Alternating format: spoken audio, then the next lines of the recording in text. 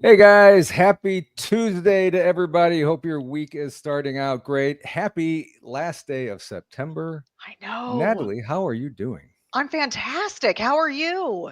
Good. This year is just flying by. Oh my I, I, God. I can't believe September's over. We have Halloween next month, Yeah, Thanksgiving already, and then Christmas coming up and very quickly. But it's just going way too fast. it is going insanely fast. But the one thing I love about this time of year is pumpkin spice.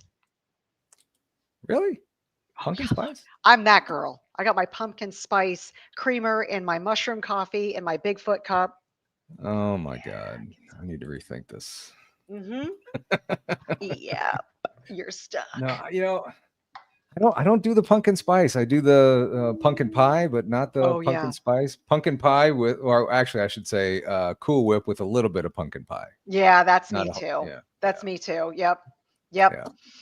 So, So yeah, I know we were just talking before we went live and we're still recovering from hmm the conference and getting caught up on sleep and getting back to normal and wanting to get back out there and do some normal. hunting. Yeah, yeah, Yeah, normal. yeah, yeah. We were talking with Miguel backstage, and well, we'll talk about that again here in a Yeah. second. But yeah, it was such a fun conference, and meeting people like Miguel, Adam from Half Hmm. Inch Wrench Crew, great guys. You see these people on their channels and stuff and other shows. Hmm. It's just great to see them, meet them in person, and you know, well, we'll bring them up here in a second. Then I'll Yeah, mention yeah. that. So on the bottom of the screen, I feel really weird not promoting the Crossing Realms conference anymore, but it is what it is. It's over with. Hmm. Go down to going over to paranormalamongus.com. Check that website out. I have some writings that I've done. Have some pictures of stuff. I haven't updated it yet. I should probably put um, pictures from the conference in there. And Gary, yes, I did send you that file. It did said, Okay. yeah. So check your email. I did send it. And I did Um, not get that package, Gary. I'm sorry, not yet, but I am taking a look for it. Okay, so I'll be on the watch. so check that out. You have a link to all the shows that we support, and we have a link to the merchandise store if you want to get some Paranormal Among Us stuff, and all that fun stuff. So Awesome. check that out, paranormalamongus.com. And it's just a basic website for now. It'll Yeah. Yeah. I'll be getting growing it as we go here. So I have one housekeeping thing, if you don't mind. you're gonna go clean? I'm not going to We have a show clean. to do. Oh, I'm sorry. not going to clean. However, on October 18th, I will be at Charlie's Beyond Belief Expo. I will be speaking there in Fort Myers, Florida, and there are still spots for vendors. So if you're going to be in the area and you're a vendor, get your spot. You could see Natalie speak. Hmm. Maybe throw some tomatoes or Yes, yes. don't do Heckle that. Don't do me, that. make faces. No, we're It's not. We're not okay. going to heckle. No, no. Make faces, yes. All right. So I think we got everything. Let's go through the chat real quick. Hey, Mickey. Hey, Pam. Hey, Randy. Freaky. I said Freaky. Roger Blair. How you doing tonight? T-Bone is in the house. Val, Southwestern PA. Jojo, all the way from Australia. Appreciate you guys coming in here, spending your Tuesday night with us. After the show, make sure you tune in to BMR at 8 o'clock. Mr. Moist himself will be Yes. talking about his movie. That's at 8 o'clock with BMR and Yep. Krista. So He'll be right talking. now, what Yep. we're going to do, we're going to bring our guest up, Miguel Ramirez from Sasquatch Theory. Miguel, thank you Yeah. very much for joining us tonight. How you doing? I am doing excellent. How are you guys doing? Doing Good, good. fantastic. Great to have you. Yes. Absolutely. It's a pleasure to be on the show. And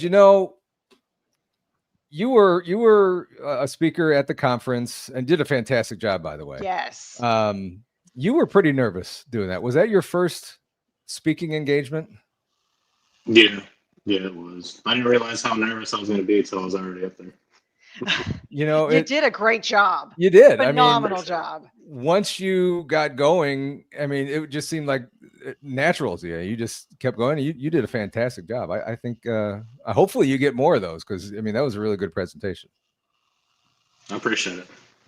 Yeah, that was awesome. First off, you're down in southern Missouri, correct? I'm in central Missouri. Central Missouri. So okay.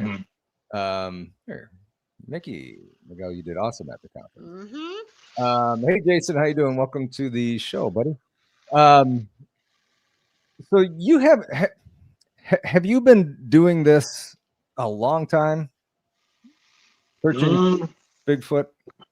Well, I've had experiences my entire life, but I didn't start doing the channel and research, if that's what you call it, until like 2019. Okay. And so how did you get started? Well, like I said, I had experiences throughout my entire life, and once I had actually seen them, I really got into it, and I dove deep and never stopped. That is awesome. It's one of those things where once you have something happen to you, whether it's, ghosts, alien, Bigfoot, whatever, you get hooked. Is that what happened to you? You just can't stop. You just want to keep looking for answers. Yeah, absolutely. Initially, it started off with paranormal activity throughout my life, and I've had cryptid experiences. I just never actually seen them. Then I had some experiences with like aliens, UFOs, and then the Bigfoot stuff. Have you been in central Missouri or Missouri your whole life? Yeah, I lived in Colorado for a little while, but it wasn't for me. I just really love the Ozarks, so I came back. Yeah. Awesome. That's cool. So let's start with some of your earlier recollections of paranormal activity or even Bigfoot activity. Okay. Let me think. All right. Well, it won't be in order. I'll just start talking about experiences that I've had with the paranormal. I'll start with the most significant one that I had just because it really left a huge impact on my life. And this happened whenever I was, I think, like a sophomore or junior in high school. My family would always go to Mexico to visit our family, and I was down there in Mexico. They all left that day to go visit a family member. So I went into the marketplace because I was really bored. I was home alone the entire day. And I found some movies, some pirated movies that a guy had set up on a table. And it was like all the Saw movies, the Exorcism movies, all kinds of things like that. So I picked out a few movies and I told myself, I'm going to go back home and watch some of these movies. I don't know why, but at that time, it didn't really freak me out too much. So I went home and I put in The Exorcism of Emily Rose, and I was watching that alone. It was still daylight when I started watching the movie, but once I got into it, it got completely dark. And I was on the second floor of the house watching this movie, and by that point, it was getting really, really creepy. It was freaking me out, honestly. But it got to the point where the priest was trying to drive the demon out of Emily, and she was like speaking Latin, and she was in her bed or whatever, and I was freaked out when I was watching it. But anyways, once the exorcism started, all the power in the house went out, just zoom, and it's pitch black, and I was like, what the heck? So I didn't realize that was connected during that time. But anyways, I was feeling my way out of the house. So I had like my hands on the walls, and I made my way out of the bedroom down into the hall, and I'm going down the stairs to go down to the first floor, and I got my hands on the wall as I'm going down the stairs. And when I get downstairs, I go through a living room and then another hallway and then out the front door. And when I finally get outside the front door, I can see the dusk of dawn light, and there's like street lights out there. So it's kind of somewhat lit up. And as soon as I get out the front door, this black cat runs in front of me. His hairs are standing up, and he makes a cat, like a vocalization that cats make when they're in distress, just a wow. And it freaked me out. I jumped back, and I was like, oh my God, it was just a cat. And then right after that, I realized there was something on the ground, and I'm inching my way towards it. And the best way I can describe it is it looks like somebody took like a bucket of black paint and poured it on the ground. It was just a perfect jet black circle. So I'm like inching my way up to this circle. this hole in the ground. And then once I get close to it, this figure like stands up out of that hole, and it's a shadow person, and it looks like the Silver Surfer, but it's ink black, jet black. It's not like a mist or something you can see through. It was 3D, and this thing was pretty built, but I would say it was about 6 foot tall. It just looked like the Silver Surfer, somebody with no hair, like a mannequin. Yeah.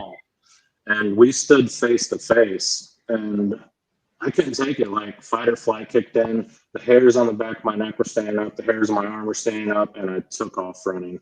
And by this point, my family was back home. My aunt and uncle had a house right across the street. So I like bolted in there, and I was like, somebody's breaking in the house. I didn't want to tell my family that I just saw a demon or a shadow person, because they would have thought I was crazy.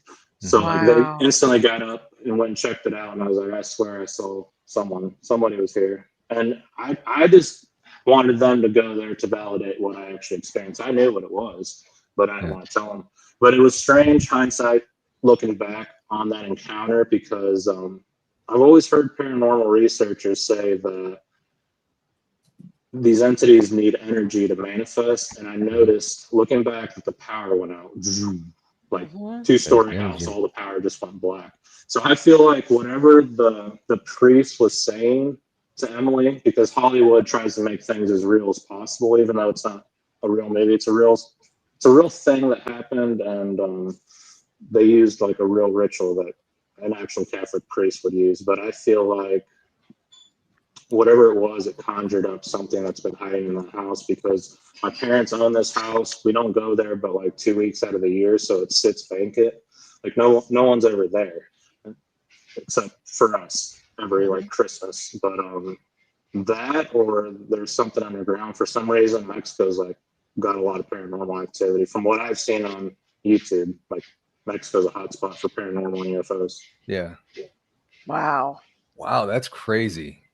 Has that ever happened since, or is just that one time? It hasn't happened since until here recently. I think it was like a month and a half ago. And I don't know if this was Bigfoot or that same shadow person, but I was outside in the yard. It was around 9 o'clock at night. It was dark, and I always go out there to like listen for Bigfoot or watch the stars. And I'm standing there, and the dust of dawn light's behind me, so my shadow is like being casted out, like quartering right away from me. And I'm just standing there minding my own business, and my shadow just walks off like this. And it took me a while to process that. I was like, I'm standing still. And I thought like maybe it was like a Bigfoot that walked through the yard. I know it sounds crazy, but that's where I had my sightings at. But I don't know, it seemed like a shadow person. I don't know if it was. Maybe it was Bigfoot. Maybe it was a shadow person. Wow. Man, I mean. My God. Yeah. Pam got it right. Oh, heck no. I know, right? Yep. Wow. I mean, have you done much research into that area? If there's maybe some Indian burial grounds there? I know there's a ton of them around the St. Louis area and parts of Missouri as well. No, I just think I was like in a negative mindset that day, and I think maybe that caused it. Maybe feeding off of the negativity. I think so, because there was a situation that I was just kind of avoiding. I don't want to deal with, and I think that's what caused it. Or it could have been Bigfoot activity, because, like I said, they're in there. But I can't picture that thing walking through the yard in front of the dust of dawn light. But whatever it was walked behind me, because the shadow, the shadow just like walked off. And I was like, wait a minute, I'm not moving. And I saw it clear as day. Wow. I mean, I can't even begin to imagine what was going through your head right there. Yeah, I didn't really know either. I mean, you're just standing there 1 second and looking at your shadow, and it's like almost like a cartoon. Your shadow. Super chat is open. Thanks, PMR. Love you, brother. Super chat's open. It's like a cartoon, you know. The cartoon character standing right there, and you see the shadow, and then the shadow gets scared and just runs off. And you experience that in real life. I mean, holy cow! I mean, Did you tell your parents this? No, I didn't tell them that. Yeah, I didn't share that with them. Wow. I shared it with some friends though. Yeah, I mean, The shadow person in Mexico? No, I didn't tell them about that. wow. I didn't want to freak them out. Yeah, I mean, I think if both my parents are gone right now and they both visit, I have an uncle that will occasionally dream of his brother, my dad, and his sister. And, I kept telling him that, it's probably not a dream. It's probably them coming to visit you somehow. Mm-hmm. And he's always like, no, that's crazy talk. I think you're probably a little bit younger than we are, but do you think that's part of their generation too? That, you try and talk about, ghosts, aliens, Bigfoot, whatever, that you kind of get that reaction from them as well? No, yeah, absolutely. I feel like if they did believe me, they'd tell me to go to church and like start praying.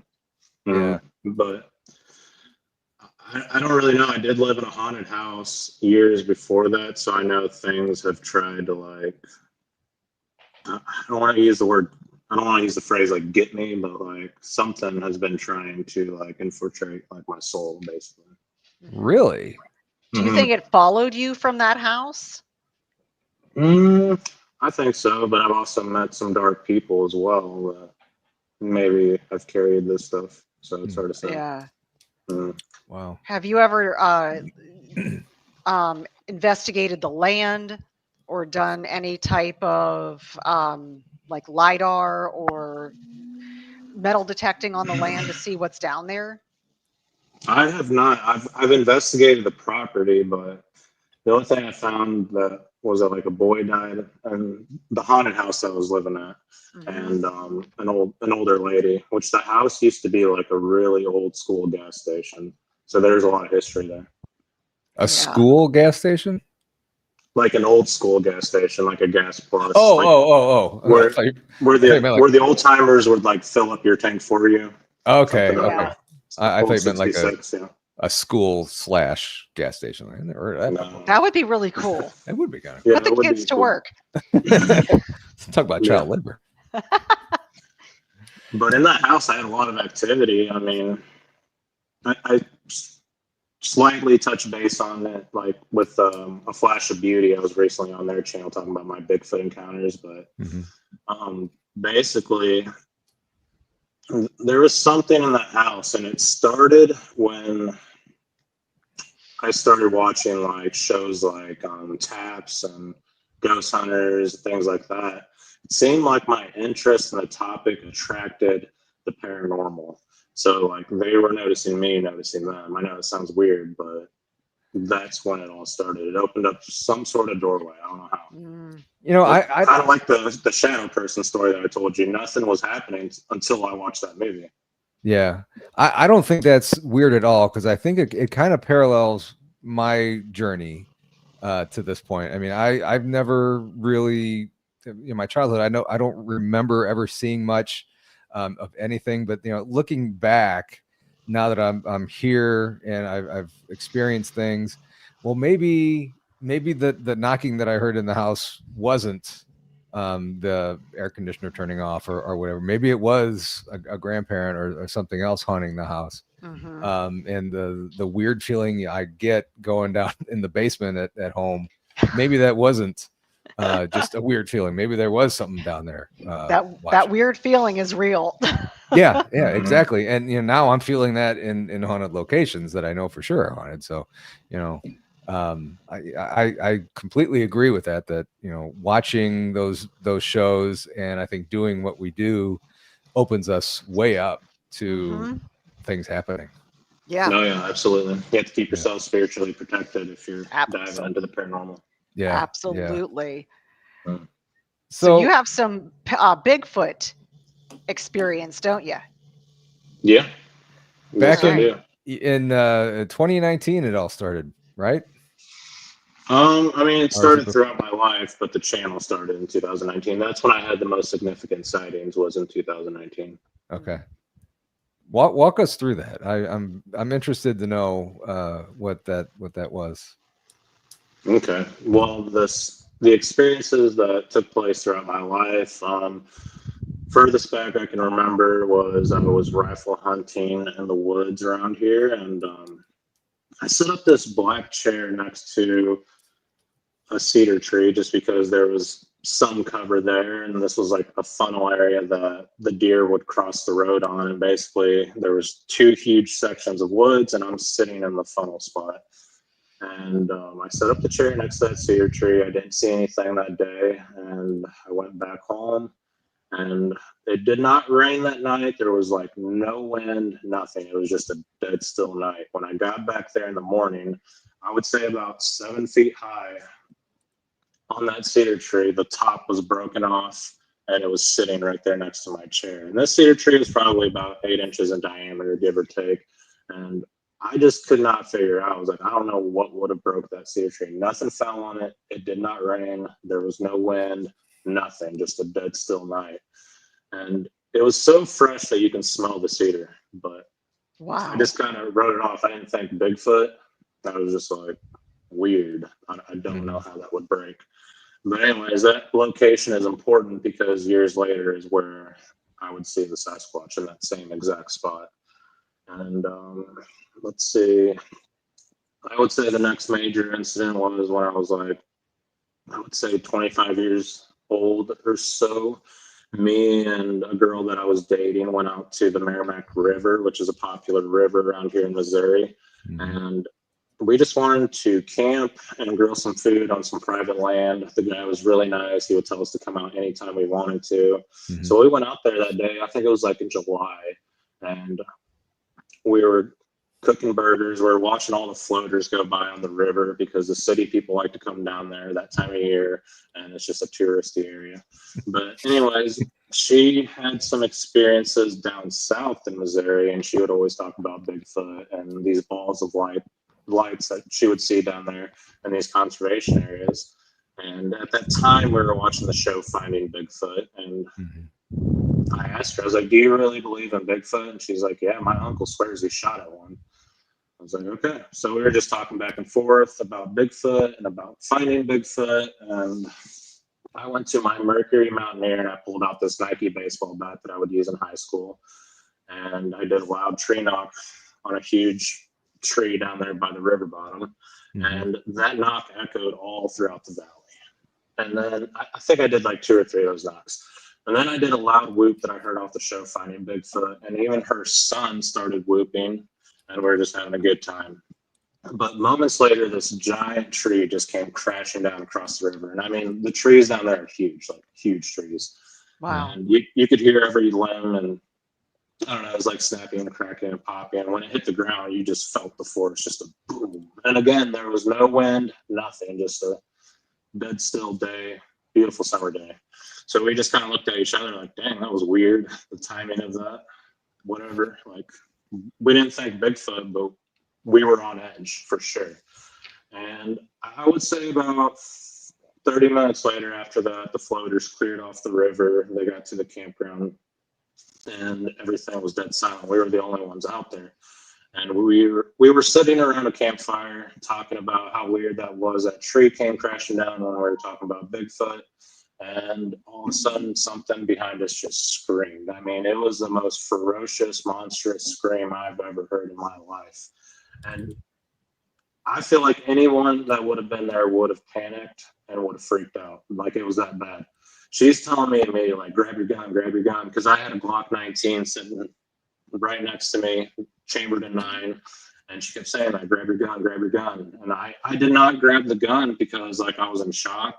And I was like trying to figure out what was going on. And also, like, I had this feeling, an intuition. Something told me if you grab that gun, whatever that is going to come into camp and tear you guys apart. So I did. But like, I realized when I heard that Sasquatch do exist, because there's nothing else that could be. The only thing I thought in the moment was maybe a mountain lion climbed up about 9 feet up into a tree behind us and just screamed. But it didn't make sense because we'd been out there all day. We had a fire going. We were talking. I don't feel like a mountain lion is gonna do that. Yeah. No. Yeah. But it was freaky. That's So, crazy. Wow. Did you Mhm. see anything or did you just hear it? I just heard it. Okay. All Mhm. right.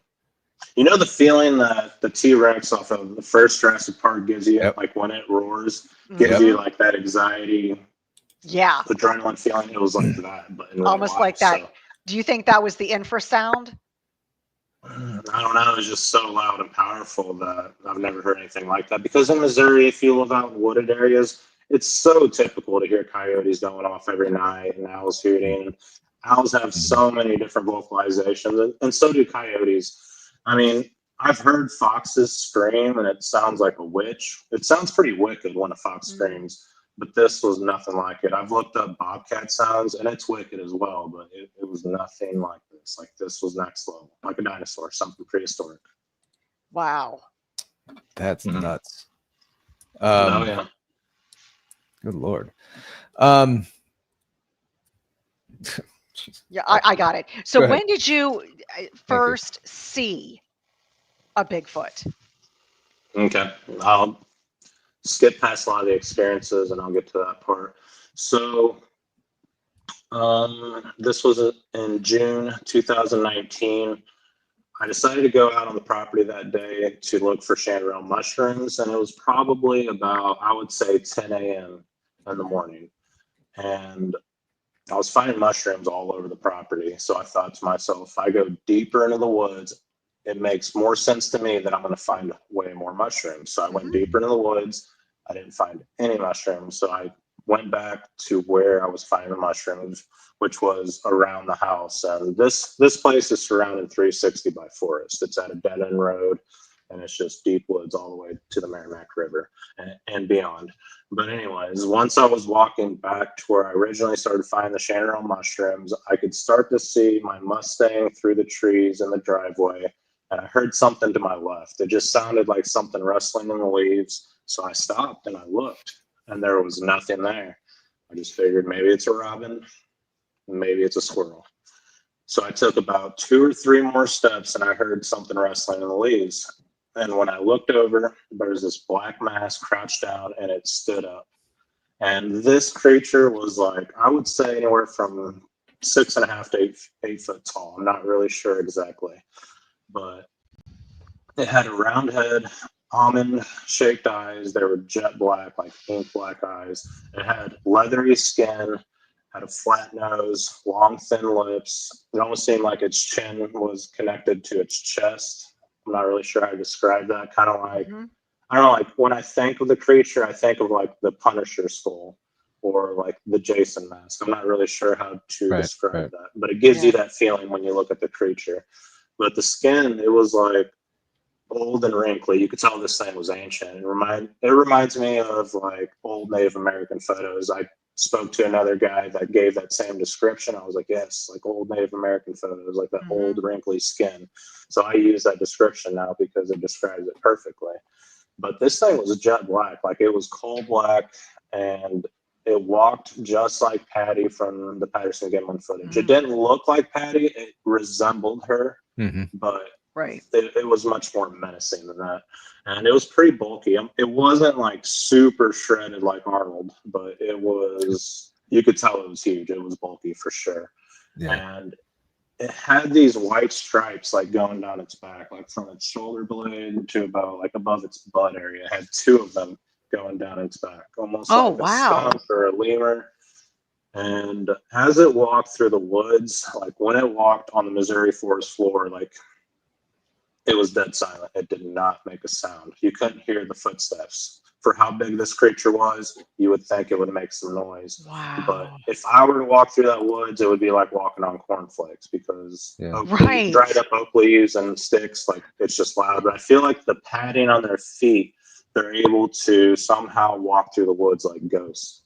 Yeah. And it walked through the oak trees into the cedar trees and it disappeared. The sighting lasted about anywhere from 5 to 8 seconds. Doesn't sound like a long time, but when you're in shock, those 5 to 8 seconds feels like 2 minutes or so. Like it probably feels like an eternity. It not really knowing did. what it's going to do. Mm-hmm. and it disappeared through the woods. And I snapped back to reality because I was kind of in shock. And I pursued the creature when I got back into the woods, because I came out of the forest, like the creature's going this way, and I was going this way. So like I tried to like cut it off. And when I stepped back into the woods, because I stepped over a barbed wire fence, I was standing there, everything was super quiet. And then I started hearing the creature huffing and puffing. It sounded like a horse when it exhaled. It was just like a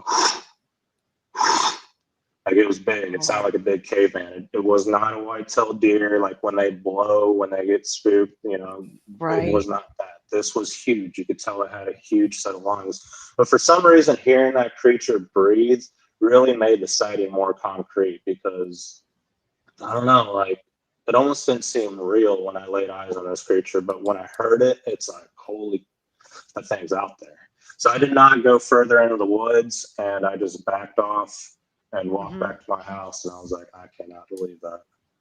Wow. So did you find any prints from this, or any maybe hair that it could have brushed up on a tree or something?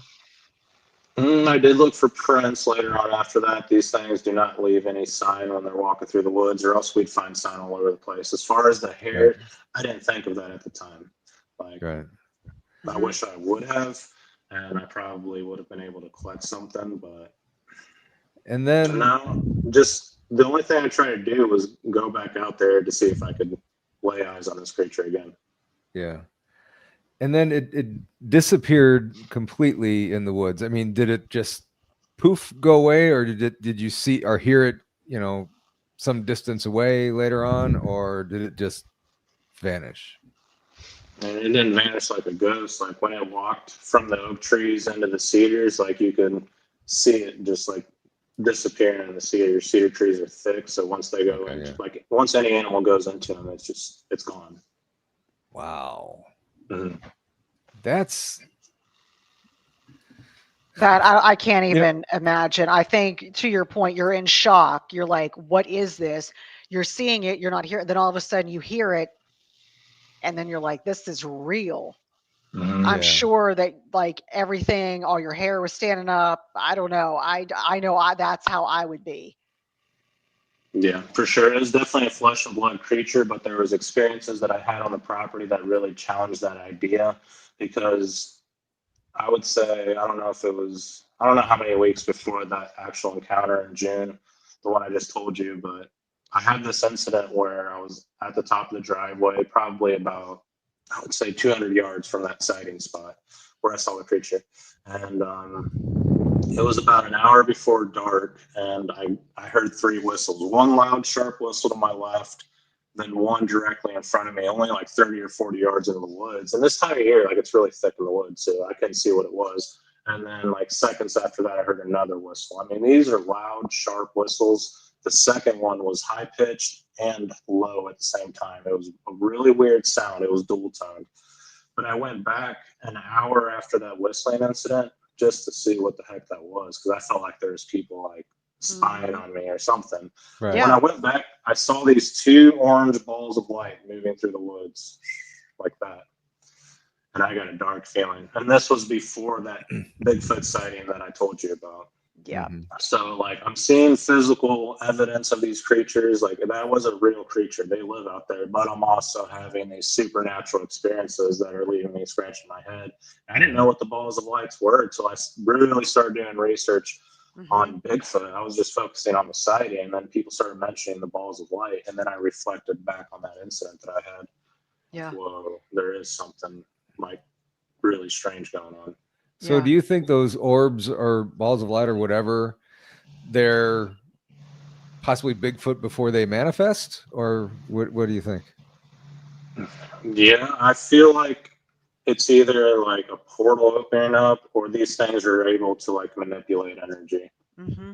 Or there's something that's like masquerading as Bigfoot, as we hear, like the Native Americans say, shapeshifters, skinwalkers, things like that.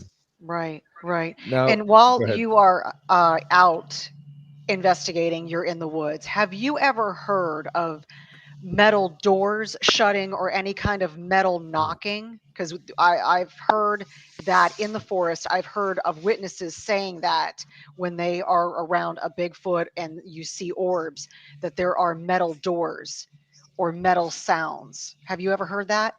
Yeah, I think we kind of started talking about this at the conference a little bit. And the first metal sound that I heard, I was camping out there. I was looking for Bigfoot. This is the same area that I had the sightings at. And that night was pretty spooky. All the owls like surrounded me and they were hooting. I think it was real owls. And then later on, I heard this rock fly through the trees, which is pretty strange. Mhm. But as I'm sitting there, it sounded like someone took a big rock and threw it at a stop sign, but there's no stop sign like in the woods. I'm in the woods, like there's no Right. sign or nothing. And I walk around this area all the time. There's not even a piece of metal anywhere. But yeah, it just sounded like someone threw a big rock at a stop sign. So I just thought that was really weird. Yeah. The second time was on the other side of the property. I'm down by the creek bottom, and it sounded like somebody shut the hatch to a tank, just like a big metal door, boom, Mhm. which was really weird. The third time I was with a police officer who had a Bigfoot sighting in an area called Fort Leonard Wood, Missouri, which is the military base, and it's surrounded by Mark Twain National Forest. I mean, we're talking about pretty big woods.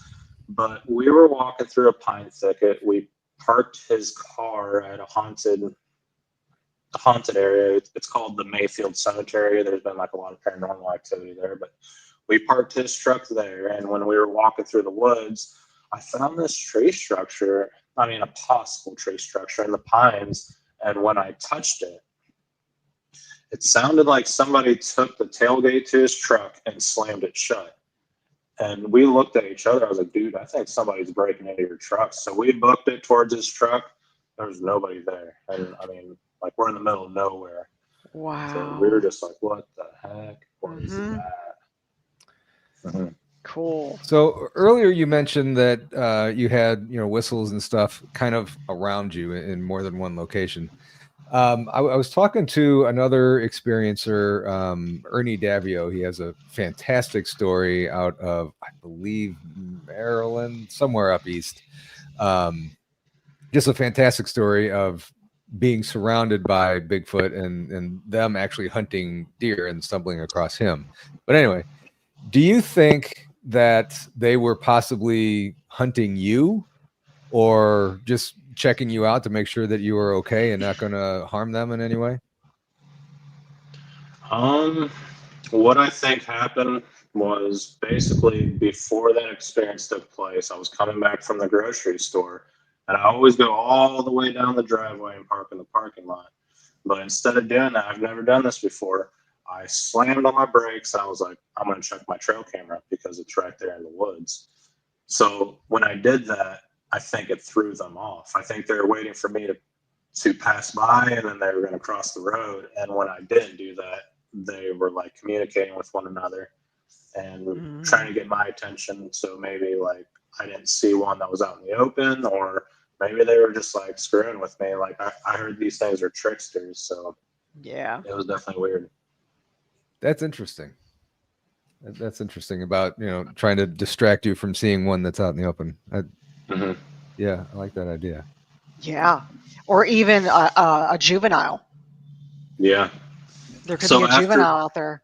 Oh, there was, because I had seen one, and I think like, they were just like trying to divert my attention. But yeah. When I seen the orbs, I had this feeling that said, do not follow the orbs. Just something told me. I don't know why, but I was just really spooked. I was scared. But when I walk back at this point, I'm walking all the way back home through the woods, and it's completely dark by this point. And as I'm making my way home, I hear this loud thump. It sounds like somebody picked up a huge sandbag and just dropped it on the ground, just boom. And I was like, what the heck was that?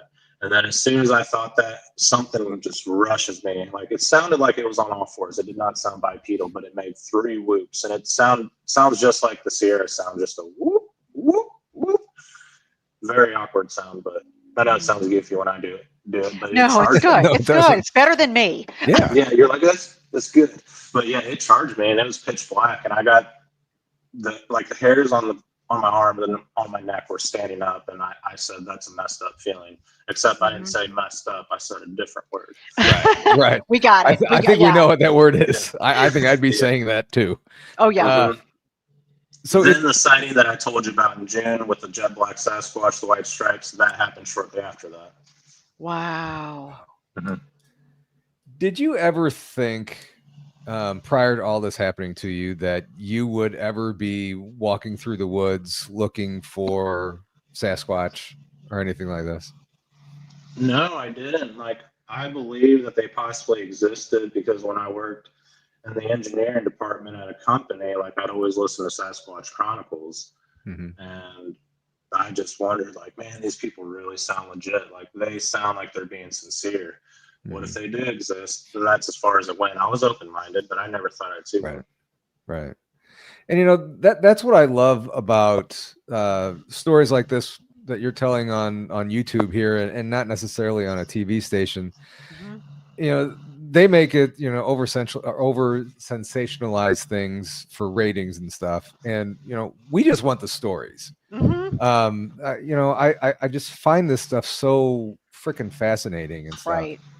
That's incredible. And, you know, how can you not want to go back out and look for these things and then see what it is? I mean, granted, you know, 1 or 2 bluff charges, and I think I'd check out. I wouldn't go back there again. Yeah, that happens. Yeah, it's incredible. We got a couple questions here for you, if you don't mind. Lisa Ray, please ask Miguel about the older gentleman who lived in the trailer out in the country, and he had all the scary stuff going on. Did they ever find out how he passed away? No, we never figured out how he passed away. And it was definitely a strange situation because before he passed away, he claims that he shot a Sasquatch that tried taking, that tried taking his dog Quigley. Basically, he looked outside and he saw this Sasquatch, and it had Quigley in a bear hug. Quigley was like trying to fight and get out of there, and he took a shot on the creature. Whoa. And they didn't like that. Yeah. Holy cow. No, they didn't like that because 2 weeks after that, he passed away. Nobody knows what happened to him. Wow. Oh, wow. Now, in that area, I'm sorry, I got to ask this question. In that area, it sounds to me like there isn't just a lone Sasquatch or just like maybe 1 or 2. It sounds to me like there's several, maybe a family, a large family or a large group of them. And so, in my opinion, and knowing from facts from other people and their encounters, that when there's a larger group, they tend to be more territorial. And just like this gentleman, I mean, he could have taken a shot and they were like, we're not dealing with this. What are your thoughts on that? Yeah, I would agree. I mean, it doesn't matter if there's a black cat in the area or somebody sees like a wolf that shouldn't be living in that area. If you see one, there's always more. And I feel like the Sasquatch, they travel in clans anywhere from like 6 to 9, maybe even 12. And there's multiple tribes or clans of them all throughout each state, whether it's North Carolina, Tennessee, Missouri, California. Like, it's not just like 1 or 2. But yeah, I feel like he started a war with the Sasquatch unintentionally because he would set up traps out in the woods. He was a trapper. He was an old school trapper. And he started noticing his traps were going missing. So what he did was he took the chain from one of the traps and he like chained it to a giant log. I mean, a huge log. And even the log would go missing. Oh my gosh. Yeah, this guy had like some of the most perfect traps I've ever seen casted of Bigfoot. Some of them were 16 inches. Some of them were like 20 inches. One was like 14 inches. One was like 24 inches. Like these guys had all kinds of tracks. But I noticed on 2 of the tracks, like the toes were like cut off. The 2, like the pinky toe and the one next to it, just a straight line. And it hit me like these things stepped in his trap. So they started to retaliate against old man Dennis, and they took his first dog Quigley. And the way Quigley number 1 went missing was he was outside and he heard out in the woods, and Quigley went all the way up in the woods, up Thinking into that the he was ridge. the He was owner. never seen again. Yeah. The second one, Oh, yeah, Quigley number 2, that was the one that was in the bear hug, and he fought his way out. Quigley got free, and then he took a shot on the creature. I seen the area after he took the shot. You could tell like all the grass was disturbed. This thing went through the tall grass, and when it went into the woods, there was a giant hole in the woods, like something just crushed through the woods. oh, wow. Mm-hmm. Yeah, it was intense. Some of the best tracks I've ever seen. Mhm. And all this in our beautiful state of Missouri here. Mhm. Wow. I mean, this is just incredible. I remember you doing the story about the dogs at the conference and stuff. And, Mhm. you know, Yeah, I talked about it there. yeah, hell yeah. I mean, if somebody if I see something trying to get my dogs, I'm going to, defend them or try and get it back as quickly or as I could somehow. I don't own a gun, but Yeah. wow. I mean, it's kind of Definitely goes to show you, don't shoot them. Yeah, it was a strange situation because we went back and we're like, where's Dennis? We were knocking on the door, trying to see what happened. When we went to the back side of the trailer, I mean, I won't give away everything that I saw, but I did notice Quigley number 2's collar was ripped and it was in the middle of the yard. And I was like, that's strange. That was red flag number 1, or I would say red flag number 5 at this point. Also, there was a pile of scat, like huge pile of scat. Don't know what it was. Didn't collect it at the time. Thought maybe it was a black bear. Another red flag was when we went across the road into the property where he claims he had a lot of experiences.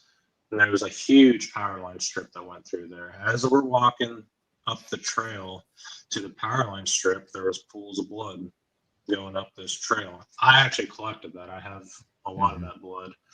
And yeah, it was just definitely strange. So we went home after that. We're like, what the heck happened? The guys, the other researchers, which not a lot of people know who they are, but they messaged me. They told me Dennis passed away.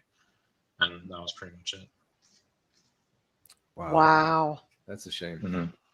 Yeah, It was a sad story. I mean, Yeah, it was really sad because he was an old timer trying to get on his feet, living alone way out in the middle, like nowhere. I mean, way out there. It took just an hour to drive out there, and he was struggling with these creatures, like looking through his windows. He described like them roaring at him, and it sounded like a demon. And they were just trying to scare the crap out of this old man that lived by himself. wow. But it was it was probably on their territory, Mhm. and they probably didn't want him there, and they were trying to get rid of him. And I guess in the end, they won. Yeah. Yeah, never shoot at them unless you absolutely have to, and don't set out traps because you might catch Sasquatch and pick them off. Yeah. No kidding. Mm-hmm. Yeah. So what kind of advice you're a seasoned hunter and Sasquatch squatcher. What kind of advice would you give to somebody who is just starting this and finds this fascinating? I'm asking for a friend. Are you? Yeah. No. Yeah. I'll tell you, Paul. I would say if you're really wanting to get into this, get on the Bigfoot Mapping Project or the BFRO and look up areas with a lot of sightings. And then when you find an area close to you, go to that area and just start exploring. And you'll start experiencing activity. It's not going to happen that day or the next day, but when you look back after like a long span of time, whether it's weeks or a couple months, you'll think back and be like, well, there was a lot of strange things happening there. We heard knocks. We heard a metal door shut. We've seen these lights we can't describe, and that's kind of where you want to focus on. Yeah. Well, you've been out to Emmaus Village with Krista and Brandi. We were out there, right after the conference, and I kind of want to get your take on this. I'm going to show a really quick. I thought I had the pictures on here. Oh yeah, I do. I want to show a really quick 50-second video clip of what we saw. I believe this is the right one of the print that we found. Here it is. We stumbled across this with vocalizations and wood knocks. We found this impression in the dirt. The heel is here. The toes would be here. The arch of the foot is here. I know it's very hard to see on video. And we measured it at 19, was it 19 and a half? Yeah. 19 and a half inches. And up here, we are getting wood knocks. We're getting vocalizations. So this is definitely a place that we want to investigate further. We just, dumb luck, fell right into that and just happened to walk up on that and see that little print. Yeah. Yeah. And Yeah, it looked, amazing. yeah, it looked pretty fresh. We did look around for additional prints. We think we may have seen something, but it wasn't exact. Now that's my foot, my little foot. And so that print was about 2.5 of my feet. Yeah. Yeah. It was between 18 and a half, 19 and a half inches. Yeah. That's really cool. I mean, Yeah. judging from the photo, it looks fresh.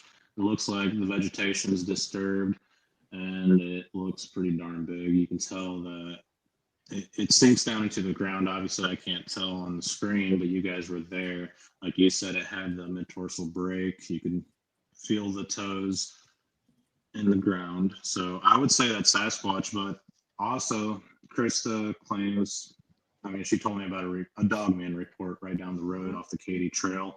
When I first got to the Emmaus Asylum, on the other side of the highway, I guess where the Airbnbs are, we heard a loud canine howl. And then behind the asylum on our side, I heard howl, like something replied to it. We just looked at each other like, did that just happen? No way. We were hearing that all night. Yeah. Both sides, seeing little white lights. Well, they were in a distance, in the woods. And then we'd hear the vocalizations and stuff. And, that morning we would hear knocks and stuff. So, I mean, who knows what that was, but yeah, that really piqued my interest. And, all I've thought about since then is, okay, I need to get back there. I need to grab somebody. I need to go back there. I need to go back there and look for this. I mean, I think it's a great place to go. We were warned not to go in the woods because of ticks and these red hornets. And we were not geared up. We were geared up to do paranormal investigations, not field investigations in the woods. So I would love to get my gear next time, go out and really investigate, get on the top of that ridge, see what's up there, see, go out, just observe the whole area. And that would be phenomenal because there was so much activity. Oh, yeah, absolutely. Definitely come back in the fall or the winter time, and you'll have a lot better luck. Oh, yeah. Yeah, I was in shorts and a t-shirt. I don't think I was going anywhere in the woods at all. But I mean, do you have a certain area that you stick to down by where you live? You don't have to reveal it, but yeah, I have I would say like 4 or 5 areas that I stick to, and then when I get burnt out, bored of those areas, I go down to like the Killing Fields, which is like down south in Missouri. I'll go to Adam's Place, the Half-Inch Trench Crew, and just check out their areas, which they're active as well. But there's some areas around me that I just don't know. I love going in there. And Adam will be on the show, I believe on the 18th, October 18th, possibly. No, the 11th. He will be on the show. So going to get to hear from him too. Another great one that we met at the conference. So looking forward to that as well. Oh, yeah. He's got a lot of good stories. Yeah. What's one of the you've had already some crazy stories that you've told. What is one of the craziest ones that has been told to you? I mean, you do a lot of interviewing as well for your show, talk to a bunch of people. I've heard a lot of crazy stories. What's some of the ones, or one of the ones that sticks in your mind that you would just love to go back and do more research on that story? I mean, it would definitely be Old Man Dennis. That place is active, and not just because of what he experienced and what he told me, but after running Sasquatch Theory, I started noticing that same area. I just kept getting reports popping up left and right, and it just seems like a hot spot. Just it's an area that always produces reports. Mm-hmm. Yeah. Wow. Yeah. Yeah. Because there's I know there are places all over, like here in Florida, there's places where you can go and, listen, but a lot of it's owned by the government, like these little patches of land, because they know that squatches are there and they're nesting. Is there places like that around you where a government will own a piece of land that you can't go on? Yeah, I mean, you can go on them, but some of the best areas that I have, it's like get out by 10 p.m. The gate's locked. You can't drive in there. So it makes it really difficult to like camp in the best areas. Mm-hmm. Yeah. Gotcha. And you had mentioned Fort Leonard Wood activity around there. Do you think there's a possible connection with military bases and all these sightings? I feel like there could be. The BFRO had a report where somebody on the base, I don't know if it was somebody that was enlisted or somebody that was just working at the military base, like developed some sort of friendship with the Sasquatch, and they were able to like gift these creatures and watch them come out and grab the food and go back into the woods. Yeah. So I guess that was like, what do they call, like habituating one? Yeah. Mm-hmm. Speaking of gifting, have you ever gifted one, or how do you feel about doing that? Yeah, I mean, I wouldn't like tell people to do it, but I've gifted and I've never had a bad experience. I mean, the coolest experiences that I've had while gifting was one night I went out there. This was right after the eyesight encounters, and I set 2 peanut butter jars on a stump, and this was like right before it got dark. So I put them out there on the stump and went home, went to bed. As soon as the sun came up or like started coming up, I went straight back to that spot in the woods, and just the lids were sitting there. The jars were never seen again. So I feel like if it was a raccoon, like things would be a little more messy, a little more Right. But like for something just to twist off the lids and leave them and take the jars, that was pretty unusual. That's interesting. Oh yeah, for sure. And another time I was trout fishing at a place called Merrimack Springs, and the fish and game officer came up behind me and tapped me on the shoulder. I thought I did something wrong. And she asked me, "Do you want these fish?" I confiscated them from another guy that had way too many fish on his stringer. So I said, "Yeah, I'll take them."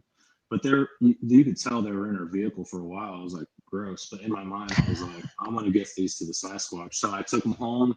I put them like in this woven basket. And this was like in the middle of the day. I went to the edge of the yard where I had some crazy experiences and went into the woods. I would say about 40 or 50 feet. And I go back out there an hour later and the basket's in the yard. Yeah, no fish. Yeah, it was a cool experience because it happened quick. Wow. Yeah, So they know you're there. They're watching you. Mm-hmm. Yeah, exactly. 100%. Yeah. Yeah, and they like rainbow trout. Okay. That's great to know. Do they like it grilled or do they just eat it raw? Raw. Yeah. That's incredible. One, that it's that close to you and that they took it so quick. Yeah. Like I said, I've never had a bad gifting experience, but there's like stories. I mean, this guy had video footage. I think it was like on TikTok. I'm not sure if you can believe everything on TikTok, but anyways, right. The guy was gifting them, and like when he was coming back from the gifting side, he saw these 2 huge yellow eyes following down the road, and then he saw them again when he was at his house, and then it was a gifting situation gone wrong, and then he heard something hit the house, boom. And he goes out there, and there's like a deer skeleton on his roof. and you can see this creature. You can see these two yellow eyes, and when he sees the creature, it like ducks down.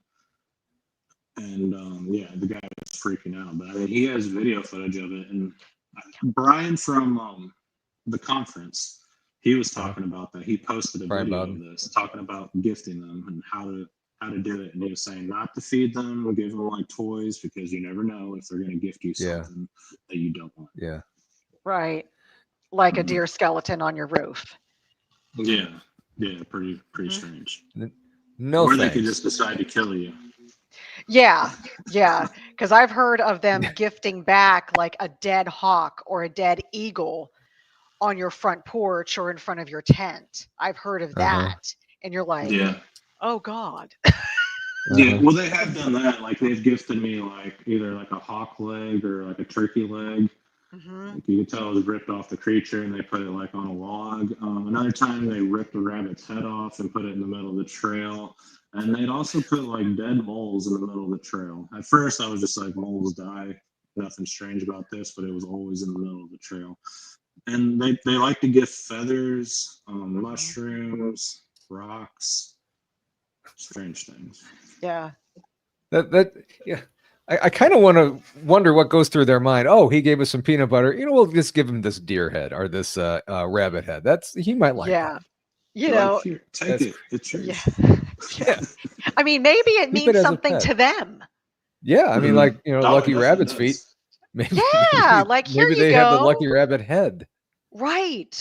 Like, not everybody likes candles, and sometimes you get a gift of a candle. That is true. But it's Thank also you, Half Inch Wrench Crew. Yes.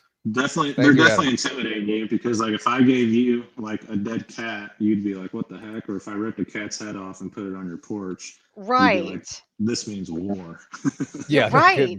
No kidding. And then they're like, "No, that came from the heart." Right, exactly.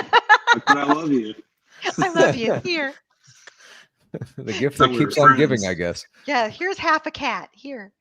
So I think, you've got to be careful. I know I've gifted squeaky toys and, something shiny and something like that. So that was cool.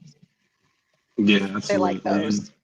Rob, Bigfoot Michigan Rob's encounter, he said it looked like it had Down syndrome. Other people said it seemed like they were autistic. So you never know, like, if you could like do something really nice and it might just tick them off. Like, you just never know. Or you just simply be in their area. Like, yeah, they're cool, they like to gift, whatnot, but what if like one was seriously agitated, like something was wrong, maybe he was just having a bad day. Right. It takes one time. A lot of people say leave them alone, these things just want to be left alone, but there are many cases where these things are really starting trouble and like creating chaos. Yeah. Right. Do you ever go out into the woods and just instead of doing the whoops or the howls or anything, just kind of, or the knocks, do you ever just go out and talk? Like, hey, I'm here just to, communicate with you or anything. Do you ever do that? I've done that, and personally, I've never had an experience with just like talking or like sitting there and thinking like I just want to see one. I've never had an experience or anything like that. It's not to say other people haven't, but for me, it just hasn't worked. That's kind of like ghost hunting. You go into a location, hey, Paul and Natalie, here we're here to communicate with you. There is a quick question from Tennessee, Kentucky. Bigfoot, have you considered the necklace being an ogre like Shrek? Maybe many report necks and many report no neck. What are your thoughts on that? Yeah, I feel like, I don't know if I'm answering this correctly, but I feel like trolls and like ogres was just like the old school way of describing a Sasquatch. Did I answer that correctly? Not sure. Yeah. Okay. Sounds like it. Yeah. Sounds like it. Yeah. Absolutely. Who knows what it could be? There's so many weird things around. You kind of touched on UFO sightings before, and I kind of want to get to that before we run out of time. We have about 25 minutes left until the top of the hour. Make sure you tune in to BMR. He's got Mr. Moist himself, Greg Ogles, over there. Yep.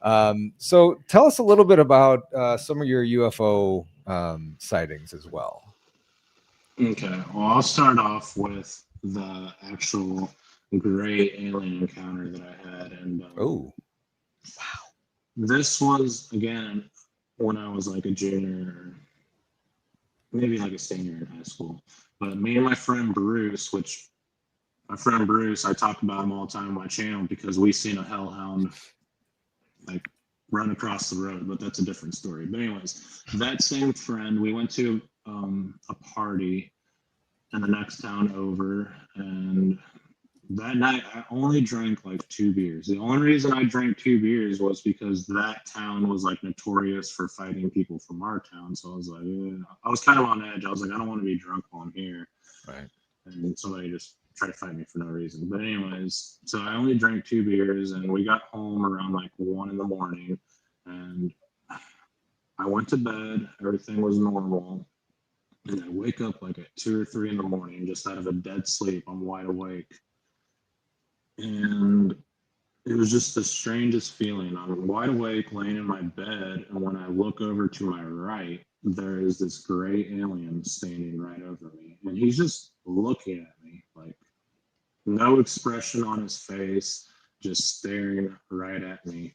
So I kind of panic, and I try to like get up out of bed, and I am locked up. Like I cannot move, some sort of like sleep paralysis, but I'm awake. Like I'm able to think. I'm not asleep. I don't care if people say that was sleep paralysis. It wasn't. But this thing had me locked up. I couldn't move. The only thing I could move were my lungs, like I could breathe, and my eyeballs. I could move my eyes, but everything else was just frozen. And this thing just standing over me, looking at me, almost like a little kid looking at like an anthill, just intently looking at like a grasshopper or something. But it was just like studying me. Like it found me to be like interesting, like a specimen or something. I don't know how to describe that. But anyways, I had this box fan next to my bed. I always slept with the fan. And I remember that fan, it was oscillating in slow motion. Like, Really? then I started to panic, and I tried to break free, and eventually I was able to get up, and when I looked over, that thing was gone, and it really spooked me. Yeah, it was freaky. Wow. Mhm. Has that happened since? No, it's never happened again, but later on, I did see like UFOs, and this was not Starlink. I mean, we're talking about huge balls of light, like in the sky, and we're talking about like hundreds of them. Started off like that. I'm just kind of going through them. One of the most significant ones was this giant black triangle that floated over the house. And it was really strange because it was huge. And when it floated over me, it felt like the ground that I was standing on was being like pushed back. I don't know how to describe it. And it had 3 bright lights, except the back right light on the triangle was brighter than the other ones. And they were like a whitish blue light. Wow. You hear a lot of those stories about the triangle lights in the skies that everybody sees, and that's fascinating. How tall was that gray alien that you saw? I would say probably like 4.5 foot tall. Wow. Yeah. It never said anything to me. Like there was no mind speak or nothing. It just stood over me, like examining me. I don't know if it did anything to me. Like I couldn't move. I don't know what it did to me when I was asleep, because I woke up and it was there. Say if you were asleep, you wouldn't know if there was any time loss or anything. Right. Yeah. Mm-hmm. But that was the strange thing about the fan oscillating in slow motion. Right. Yeah, I wonder what the hell that's about. I mean, I've heard other people describe that. It's almost like it slowed down time. Right. Mm-hmm. Have you guys ever heard that? I haven't heard of that. I've heard of the Greys being in the rooms with you, just kind of standing over you, watching you. Oddly enough, same thing with a hat man standing over you and watching you. But I've never heard about the fan going in almost slow motion. That's incredible. Yeah. Wow. Oh. And I just hope they had good intentions. Yeah. I mean, if you're not marked or if they didn't take you, I mean, you don't know if they did. Have you had any? You said this was when you were in high school? Yeah. You haven't had any weird reoccurring dreams since then about this or anything odd like that, have you? No, I haven't. And no health issues since then. Yeah. No. Okay. Wow. That is crazy. Time stops. Well, I Yeah. mean, this could be something too. I mean, maybe it was slowing down time and just kind of, I don't know. I kind of wonder, like, while this thing was like standing next to my bed, if I would have been able to see outside, would there have been like a huge saucer, like just hovering right above the house? Right. I don't know. Or was I abducted and they just brought me back? I have no idea. Yeah, and you woke up and they were like, "Oh crap, that wasn't supposed to happen." They were just finishing up with you, and then yeah, those 2 beers kicked in. He's awake. Maybe they spiked the beers. Yeah. He's so Wow. So have you had any experiences with Dogman? Yeah, when I was like 11 or 12 years old. This is the same room where the great alien encounter happened, but I had the window open. This was like in the summertime, and I was watching Family Guy and Cartoon Network. It was anywhere from like 9 p.m. to like 10 or 11 p.m. I'm just sitting there. It was a hot summer day, and I hear this loud guttural werewolf howl, just a woo, but it sounded so deep, really demonic. It sounded like a monster, and it lasted, I would say, again, anywhere from 5 to 8 seconds, just this loud werewolf howl. I mean, it sounded like somebody played it through a giant PA system in a professional concert. And after it did the howl that lasted several seconds, it tapered off with a scream, like a woman being tortured scream. You often hear that with like Bigfoot reports. It was like that. So I don't know if there was 2 creatures or if it was just the Dogman. I did not see it, so I don't know if it's Dogman, but I don't know what else that would have been. That's crazy. Wow. Wow. Yeah, that is nuts. Jumping back to that alien encounter above your bed, did you see any light out your window? Or actually, I guess with the Dogman as well. No, I didn't. And I know how I interviewed him when I first started the channel. But anyways, no, I didn't see any lights. I got up and I woke my parents up, and I was like, there's something in my room. I mean, like a high schooler telling their parents like a little kid, and they're like, go back to bed. I'm like, all right. I mean, that's all it was. I didn't tell them like there was a gray alien in my room, but it was scary. I mean, just seeing those big eyes just staring at me, that was spooky, because like I said, I was able to look over at it. Like I could see it. I could see it clearly. Wow. Mm-hmm. I mean, that would change my life. Holy shit. Wow. You've had a lot of great experiences. No kidding. I don't know if you feel that they're great. But yeah, I mean, the Bigfoot ones were, but the other stuff is just like, what? Wow. Why me? I mean, you have a lot of. Have you ever thought about writing a book about all this stuff? I've thought about it, and I definitely will at some point in my life. I mean, yeah, I think you should. Yeah, this is just fantastic stuff. That it's amazing that it happens. Period. But amazing that it happens to one person is pretty fantastic. Yeah. I mean, you have like on my channel, I often talk about like the paranormal and UFOs. Like, is there a connection with Bigfoot? I don't just think there's possibly a connection. Like, I wonder that because of all the experiences that I had. Like, there's somehow got to be a connection. I'm not just saying they're connected without having any evidence. I am the evidence in my mind. yeah, right. There you go. I mean, that's pretty perfect right there. That you know what happened to you, and there's your evidence right there.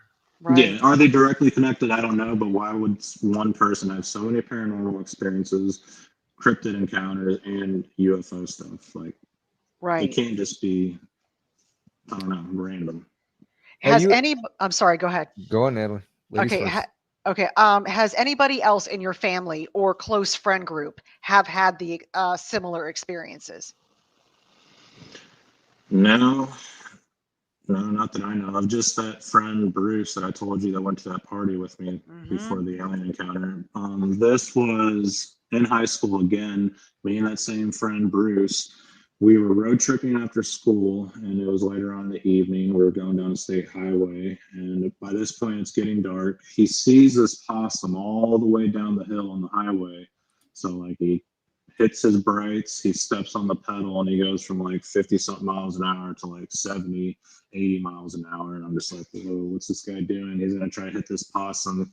And it's all happening super quick. And as we're approaching the possum going down this highway, this huge canine creature leaps out of the woods, grabs the possum, picks it up with its mouth, shakes it around like a rag doll, and then tears back off in the woods. But the strange thing about this creature was it was like the size of a male lion. It had the head of a hyena, and around its neck it had like a mane, like almost like a tutu on a ballerina dancer. It had like really long hair around its neck, but the rest of its hair all over its body was really short. The color was like a blue pit bull, like that gray color. Yeah. That silver gray color. And it had 2 pointy ears, and it was just jacked. I mean, this creature looked like a dog on steroids. And after it snatched up that possum and shook it like a ragdoll, it tore back off to where it came from, and then we passed by. And he hit the brakes, and he was like, "Whoa, did you see that?" And I was like, "Yeah, what was that?" He's like, "I don't know." I asked Bruce years later, "Do you remember that canine creature that we seen by the Merrimack River?" And he said, "No." I don't know if he suppressed it, if he forgot about it, or if he just didn't want to talk about it, but I never asked him again. I'd been waiting years to ask him that. Yeah. When he said no, that really shocked me. I was like, oh, okay. Yeah. I mean, to your point, is he suppressing it, or does he like, I don't want to talk about this. This never happened because it was just too much.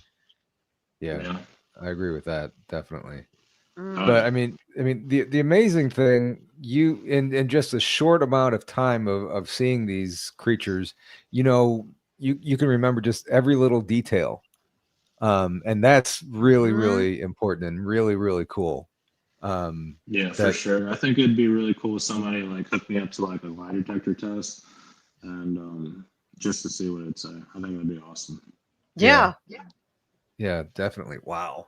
Have you ever thought of getting hypnotized and seeing what a hypnotist could possibly bring out?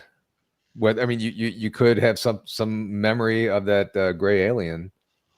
Yeah, I mean, I personally wouldn't do that because I just have my own beliefs about it. But I have wondered about it. Like, if I did that, would I remember more about the alien encounter? Yeah. Right. I mean, you talk about your friend possibly suppressing things and not remembering it at all. Maybe they took you someplace and that's what you have suppressed somehow. Right. Yeah, that'd be my fear though. If I did do hypnosis, if I saw where they actually took me and it was like just something horrifying, and then I wouldn't be able to forget that. Yeah, I'm better off. Yeah, good point. Yeah. I don't think I'd want to remember that either. That would be. Like, that's something that you want to suppress. Yeah. There's my liver over there. They're drilling me with these loud. Put you back together, and then there you go. You're going back. There it is. Like put it all back together. There he is. Yeah. They just didn't put me back together right. Everything's in the right spot, right? Your liver's not in like your shoulder blade area, is it, or anything? Not that I know of, man. Wow. I mean, again, I mean, you're just somebody mentioned this, I think, right at the top of the chat, at the top of the show, that you are just a wealth of knowledge, and a lot of it comes from all these experiences that you've had, and I think it's incredible, dude. I really do. I really do think I'm a magnet. When we were at the the Big River Ranch place, yeah, not that long ago, I was standing out there and I heard this loud wolf vocalization, and Brian and Krista were standing by me, and Brian's like, "Did that really just happen?" And I was like, "Yeah, that did." I was like, "What is it, Krista, with me and you standing outside of a building when we first get to the location and hearing that?" She's like, "I don't know. It really happened." Yeah, that's pretty impressive. One of the things, I didn't hear any vocalization or anything when I was there, but one of the things that happened right after we got there, we had a really heavy downpour right Mhm. before we got to the ranch. And once we got to the ranch, I walked out to the back, and there was a double rainbow out Yeah. there. Yeah, I saw And that. I mean, that to me, that was a sign that this is going to be one hell of a great weekend. All kinds of fun stuff is going to happen. And it Yeah. did. Yep. I mean, you heard the vocalizations. We had all kinds of stuff happening. It was just crazy. Oh, So, yeah. That was such a Yeah. great weekend. It was an awesome Yeah. one. Met a lot of great people. Yeah. Yeah.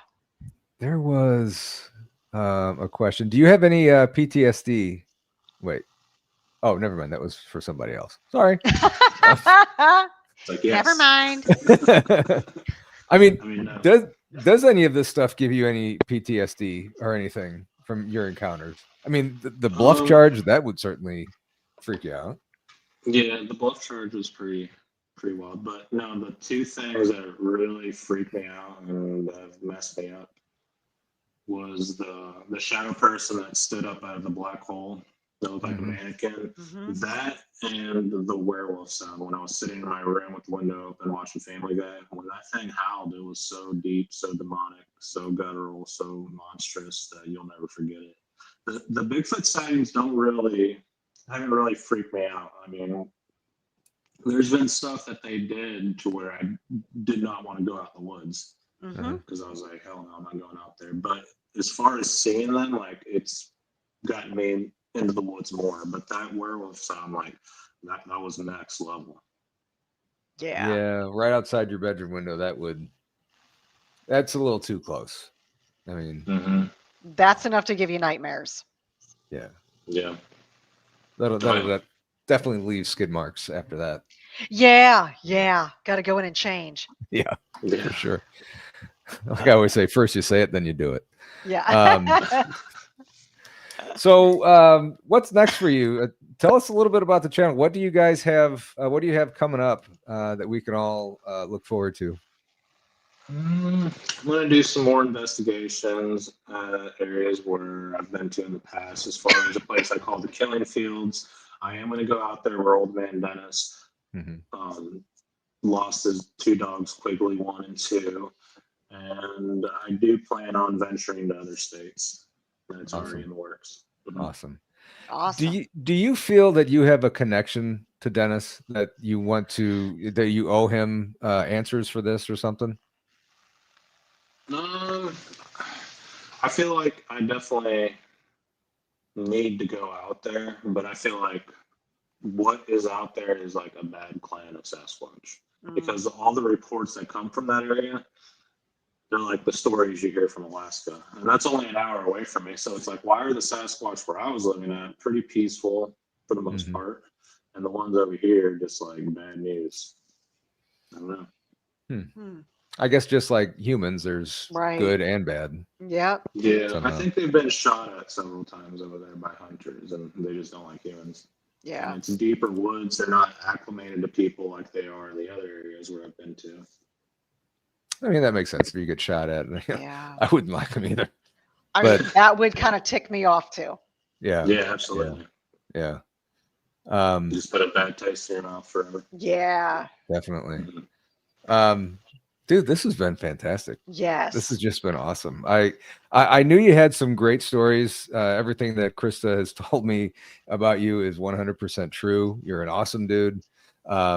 Excellent stories. But I never knew how intense and how amazing these were. I mean, you've had a pretty incredible life so far, and you're young.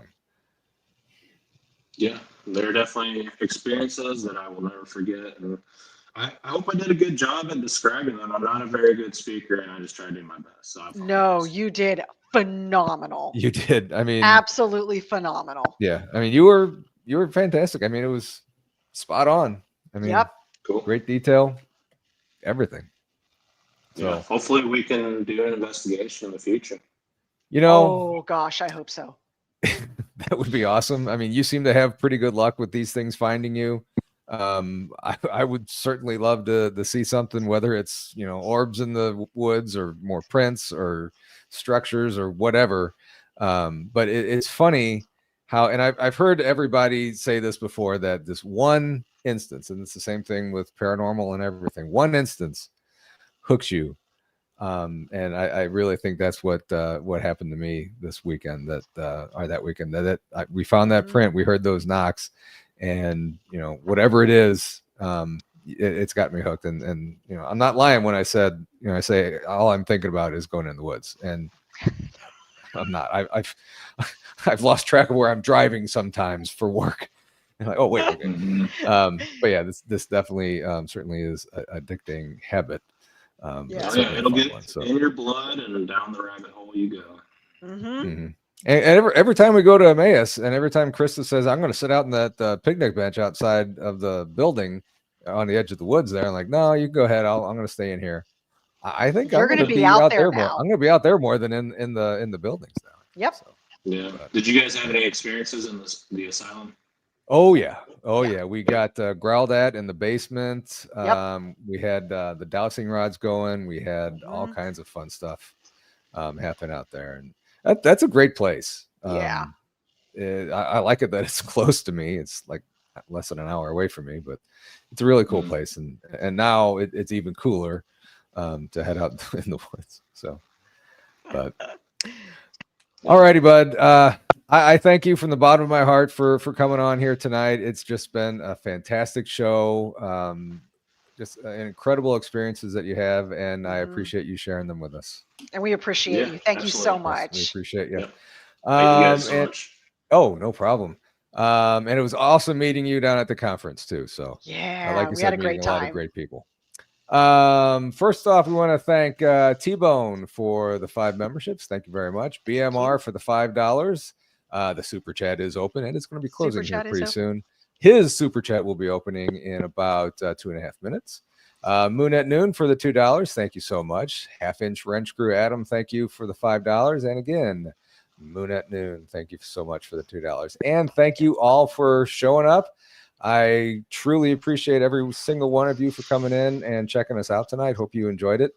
And again, Miguel, thank you so much for being here. And as always, Natalie, thank you very much for being here with us as well. So Greg Ogle is going to be on BMR here in about 2 minutes.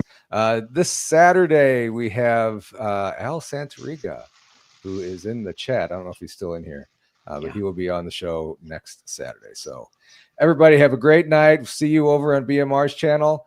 And until then, see you guys. Thank you. At the end. And